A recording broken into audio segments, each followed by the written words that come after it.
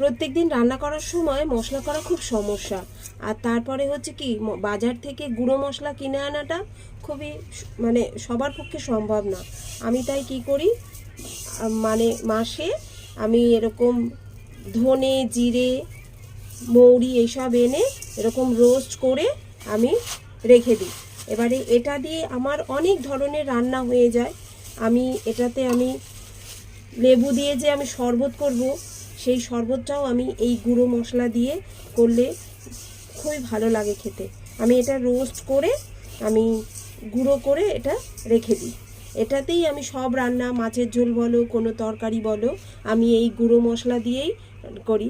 তাতে আমাকে তরকারিটা বেশিক্ষণ ধরে এই কাঁচা মশলার গন্ধটা এমনিতেই চলে যায় ভাজা হয়ে যাওয়ার পরে। তারপরে তরকারিতে বেশিক্ষণ আর কি মশলাটা কষাতে হয় না, ভাজা মশলা দিলে তাড়াতাড়ি হয়ে যায়।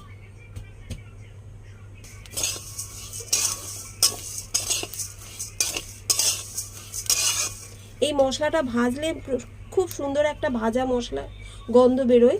এই মশলাটা রান্নাতে দিলেও রান্নারও বেশ খুব টেস্ট হয়।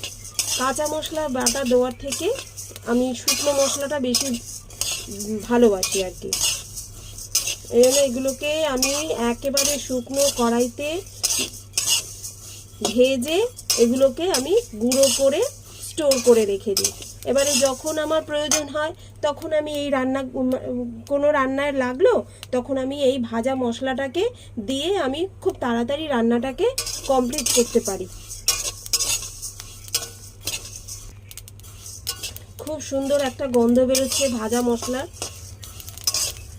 আমি এই ভাজা মশলা দিয়ে লেবুর যে শরবত করি, সেই শরবতে দিই, পুদিনা পাতার শরবত করি, পুদিনা পাতার শরবতে এই মশলাটা দিই, মাছের ঝোলে দিই, চাটনি করলে চাটনির ওপরে গুঁড়ো করে ছড়িয়ে দিই। এইগুলোতে আমার অনেক কাজে লাগে এইটা, ওই জন্য আমি তোমাদের সাথে শেয়ার করছি আজকে। তোমরাও করে দেখো, খুব ভালো লাগবে। শেষ পর্যন্ত দেখো আমি কি করি। এই কাঁচা মশলা তরকারিতে দিলে যদি তখন কষানোটা ভালো না হয়, কাঁচা কাঁচা একটা গন্ধ বেরোয়। কি সুন্দর গন্ধ বেরিয়েছে মশলাটার। ভাজা ভাজা হয়ে এসছে। এবারে আমি এটাকে ঠান্ডা করব, ঠান্ডা করে তারপরে গুঁড়ো করব। এটা ঠান্ডা হয়ে গেছে।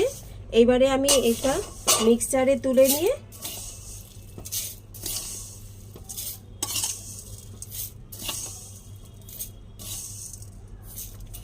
খুব কিন্তু ঠান্ডা হবে না, মোটামুটি একটা ঠান্ডা হলে ঠিক আছে।